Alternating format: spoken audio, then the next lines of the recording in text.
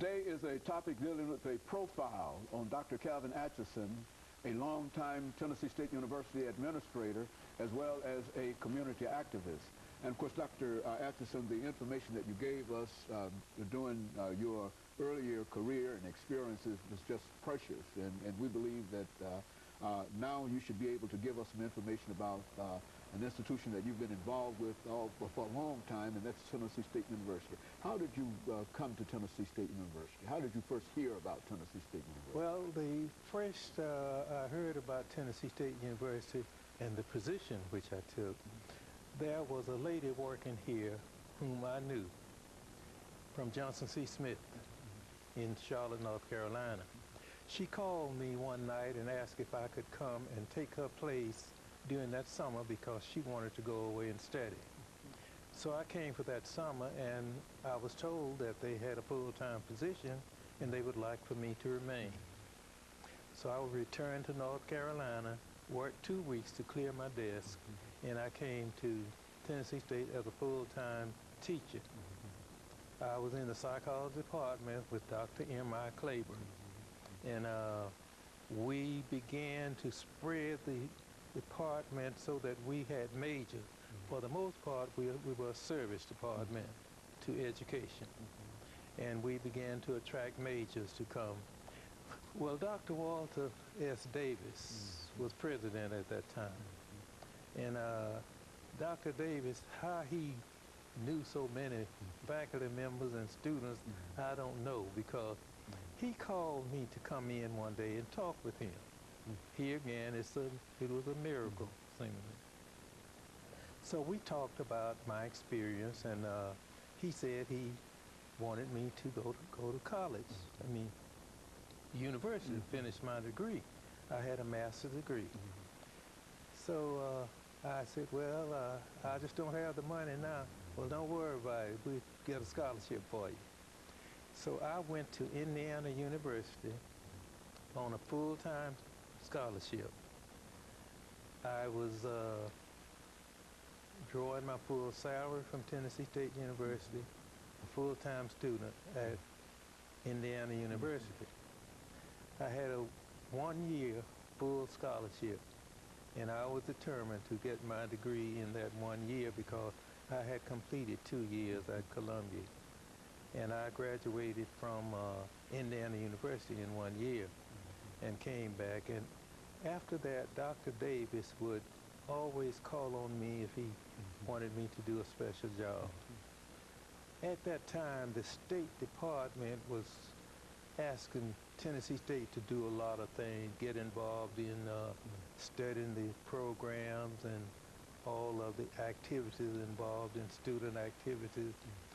There was a lady, Dr. Charity Mance, who was heading a program.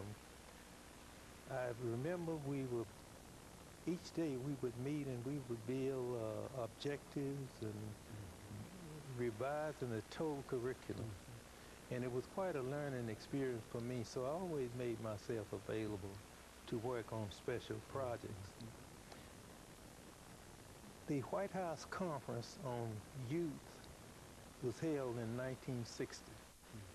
The State Department had asked Dr. Davis to conduct a research study. The theme was the value we hold. So Dr. Davis called me in and told me that he wanted me to direct that research project. And he said, you have just this summer to do it. I will assign you some teachers to work with you and give you whatever's needed to do this job. I want to meet with you every morning and have breakfast. We didn't meet in the office. If he wanted to talk with you, you go up to his house and have breakfast with him. And we would meet every morning, and I told him, I said, Dr. Davis, I prefer having a group of students. I know what is to be done. I know how much needs to be done. He said, well, you select the students you want to work with you. We conducted the study, the values we hold, and it was value practice of Tennessee's teachers. They had a value system of education. And we wanted to know in the research study, we wanted to know if these teachers are practicing the values that they believe in. First of all, do they believe in the values? And second, do they practice them? So I built a questionnaire to do that study. When the study was completed, Dr. Davis was asked to present it to the legislature. He took me down.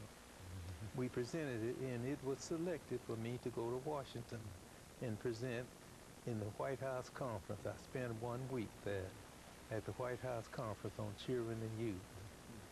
And after that, anytime Dr. Davis wanted me to do a job, he called me to come up to his house, not his office. For breakfast.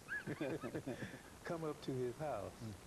The second job he gave me, special job, Tennessee State University had never directed its own self-study. And this was the first time that it was supposed to be directed from the campus. And I had an office, a little cubicle office, downtown in the education department where all of the records and information was down there that I needed to conduct this self-study.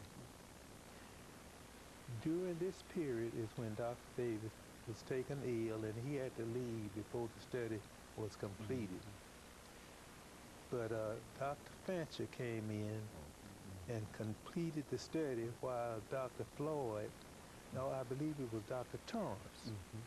Dr. Torrance came in and Title III was on hand. I had to do Title III, and he said, well, you're going to need some help.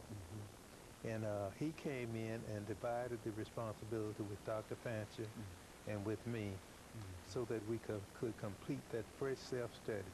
It was a self-study that we all do at these universities, sponsored by the Southern Association of Colleges and Schools. And we did that study, and we had a good record. But Dr. Davis was taken ill and left before the study was completed.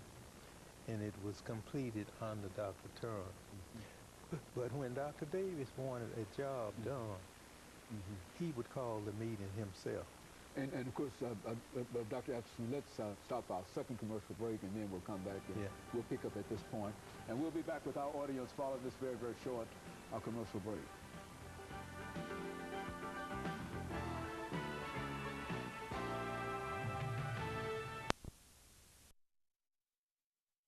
We're talking to Dr. Calvin Atchison.